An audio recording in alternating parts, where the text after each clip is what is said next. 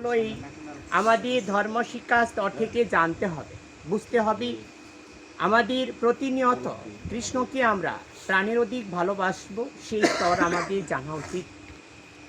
একটি বিষয় ভূমিকা হলো এই রামলীলায় যারা অংশগ্রহণ করেছেন, রামকে ভালোবাসতে হবে, জানতে হবে, অন্তত তার চরণে আত্মসমর্পণ করতে হবে।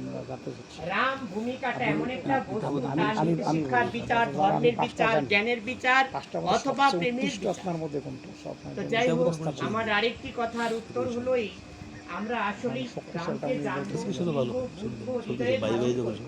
এই যে একটা প্রতিশ্রুতি, এটা যদি আমরা সবাই জানি, তাহলে এটা ভক্তের উপর। আপনি তো আমার গান টান শুনছেন সব, সেটা জানি, ঠিক আছে। ভক্তের সত্যি ছিল দেওয়া যায়, যেহেতু তারা ভাই ভাই। রামায়ণ দেওয়া হচ্ছে। আমি সর্বপ্রথম সত্যি প্রার্থনা না, করি ঠিক আছে। তার আত্মা যেন ঠিক রামের চরণে যার উদ্দেশ্যে আত্মসমর্পণ আপনি করতে পারে। আজকে রাম নাম হবে, আজকে আমি আরেকটা শুভ সংকেত দিচ্ছি, এই গ্রামে যারা উপস্থিত আছেন আমি তাদের শ্রীচরণে অগণিত প্রণাম নিবেদন করছি।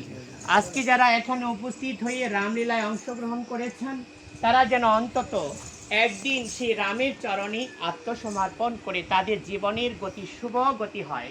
আমি আরেকটা প্রার্থনা জানাচ্ছি, এই গ্রামের যারা প্রয়াত আত্মা আছে, আজকে যারা অন্তত শুনতে এসেছেন, এই গ্রামের প্রয়াত আত্মারাও যেন অন্তত রাম নামের গুণে তারা উদ্ধার।